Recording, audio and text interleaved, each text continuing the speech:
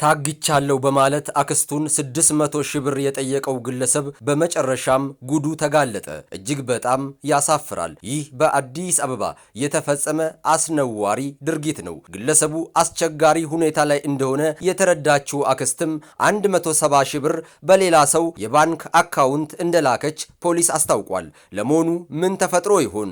በጉዳዩ ላይ የአዲስ አበባ ፖሊስ ያለው ነገር አለ።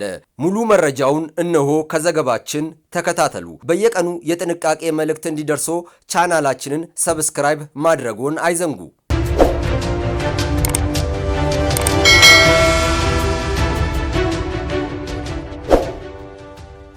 የወንጀል ድርጊቱ የተፈጸመው በልደታ ክፍለ ከተማ ወረዳ 9 ዲአፍሪክ ሆቴል አካባቢ ነው። ተጠርጣሪው ግለሰብ ገንዘብ ተበድሮ መመለስ ሲያቅተው ወደ አክስቱ በመደወል ሳይታገት ታግቻለሁ በማለት 600 ሺህ ብር እንደተጠየቀ በመግለጽ አክስቱም በጣም ተደናግጣ 170 ሺህ ብር በሌላ ሰው የባንክ አካውንት ገቢ ካደረገች በኋላ ፖሊስ በደረሰው መረጃ መሰረት ግለሰቡ በቁጥጥር ስር እንዲውል መደረጉን የጌጃ አካባቢ ፖሊስ ጣቢያ ወንጀል ምርመራ ማስተባበሪያ ኃላፊ ኢንስፔክተር ፀሐይ ብርሃኑ ገልጸዋል። ተጠርጣሪ ዮናታን ሞላ የተባለው ከሰው ላይ 600 ሺህ ብር ይበደራል። 600 ሺህ ብር ከተበደረ በኋላ እሱ ብር እጁ ላይ ጠፍቶበት ከዛ ቤተሰቦቹ ጋር በመደወል ታግቻለሁ።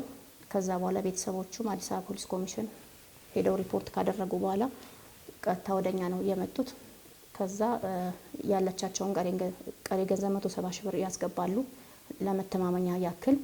ከዛ ቀሪውን ገንዘብ ደግሞ በቼክ ለመቀየር እዚሁ ዲአፍሪክ አካባቢ ተቀጣጥረው በሂደት ላይ ያሉ ነው። በፖሊስ እጅ ከፍንጅ የተያዘው ማለት ነው። አንዳንድ ግለሰቦች የግል ጥቅማቸውን ብቻ በማሰብ ሳይታገቱ ታግተናል በማለት ያልተገባ ጥቅም ለማግኘት ሲሉ ቤተሰቦቻቸውንና ህብረተሰቡን በማታለል የሚያስጨንቁና ሽብር የሚነዙ ግለሰቦች በመኖራቸው ከህግ ተጠያቂነት እንደማያመልጡ አውቀው ከድርጊታቸው ሊታቀቡ እንደሚገባ ኢንስፔክተር ፀሐይ ብርሃኑ አሳስበዋል። ሳይታገት ታግቻለሁ በማለት ከቤተሰቦቹ ገንዘብ ስለፈለገ ብቻ ነው የማታለል። ይሄ ራሱ ሁለተኛ ወንጀል ነው፣ የማታለል ወንጀል ነው የፈጸመውና ከዚህ ጋር ተያይዞ ያው እንደዚህ የሚያደርጉ ሰዎች ከዚህ ከድርጊታቸው እንዲቆጠቡና ህብረተሰቡን እና ህዝባችንን እንደዚህ አይነት ውጭንፍር ውስጥ ባይከቱ ነው የምለው።